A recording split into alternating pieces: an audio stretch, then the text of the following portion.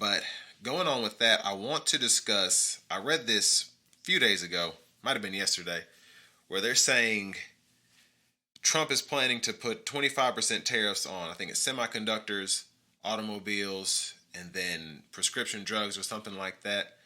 And I think it's funny how he's doing exactly what he said he was going to do. And you can say what you will about him, but I kind of have some sort of respect for somebody who comes into office and they tell you exactly what they're going to do. And as much as, I don't necessarily lean conservative, when Biden came into office and the one thing that I was excited about was him canceling student loan debt and him doing this, I can see as maybe like an independent voter how you can think, okay, I voted for this person and he said he was going to do this. I waited on him to do that and he left me high and dry. Meanwhile, whether it affects me or not, I see that the guy that these people voted for is doing exactly what he said he was going to do, even if they don't realize the ramifications of it. So, again, I'm not somebody who's necessarily a Trump basher. I'm just one of those people who calls it as they see it. And again, sometimes that's a matter of opinion because I'm not sitting here watching what these people do all day. I get most of my news from other media outlets that have their own biases and things of that nature. But Bloomberg is a company that I have been affiliated with, I should say, like subscribe to them for years. And I know when they say something, I can fact check this, and all the other major outlets are usually agreeing with them. So with this, I'm sure that this is something that Trump and or his team has said, where they're going to put these tariffs on these goods that are being imported into this country.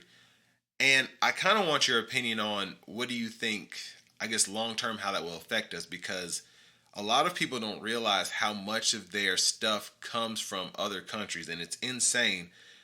I work in the automotive industry, so I'll see a window sticker on a car, say it's a Chevrolet, and it's 25% Korean, it's 46% Chinese, and then it's like 2% American, and it's got a bow tie on it.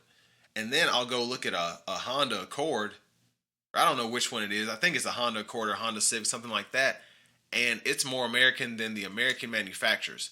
So I kind of want your opinion on how you think this will affect us in terms of not only the American manufacturers, but the Americans that we have working in this country to basically build these vehicles. They have these jobs and things of that nature. Do you think that it will affect them, I guess, poorly, or if it will benefit them in the long run?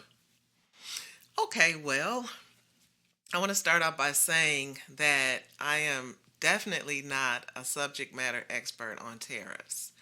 All I can share is what I've observed.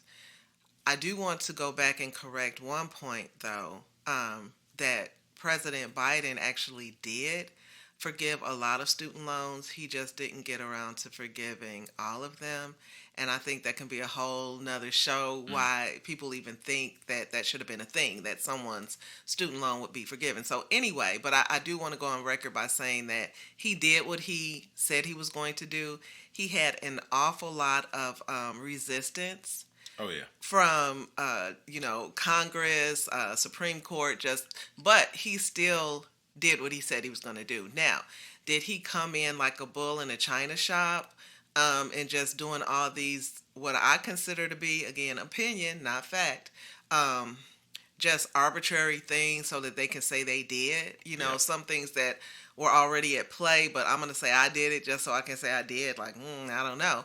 But I will say this. I just heard this statement yesterday. I'm not sure who I can attribute it to, but I felt this statement with my whole soul. And it said, there is no right way to do the wrong thing.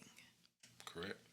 And when I heard that statement, there is no right way to do the wrong thing, certain people's faces kind of popped up in my mind, and it was not Mount Rushmore, I can tell you that.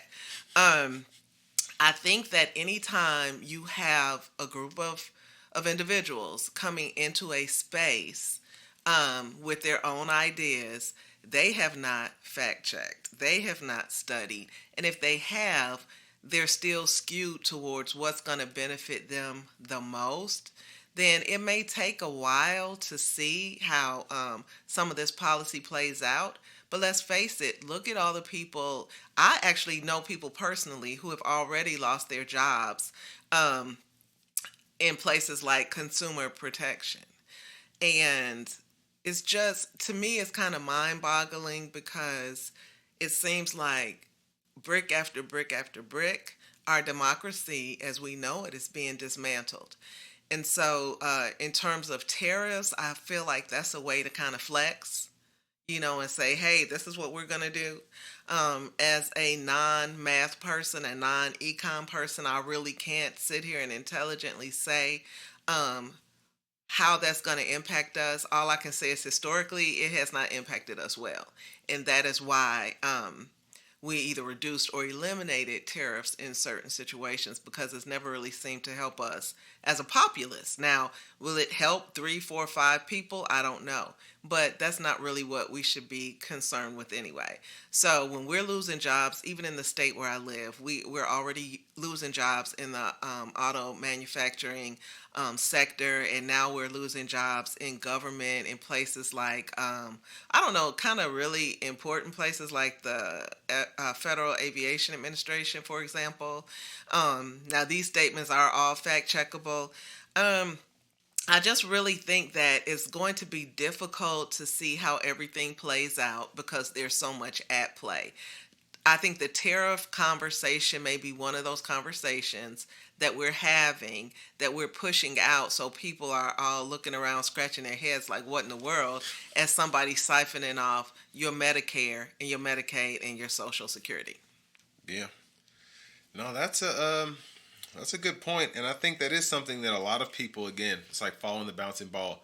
You have so many people that are so worried about what's going on with somebody else, whether you're talking about the illegal immigrants or the minorities or DEI programs, and meanwhile, your grandma needs this, that, and the other, and you were so worried about what somebody else is doing that has really no effect on you that you weren't able to realize what was actually going on right in front of you. So, I mean, it's one of those things that I feel like has been happening for centuries, whether it was people going to war for this, not realizing it was for this, or they were people doing this, and at the end of the day, they thought they were. I mean, even if you think about Hitler and things of that nature, people thought that this was the way to go, and then they realized, you know what, this really didn't affect us the way that we thought, and all of this might have been fueled by hate for somebody who really we had no business hating in the first place.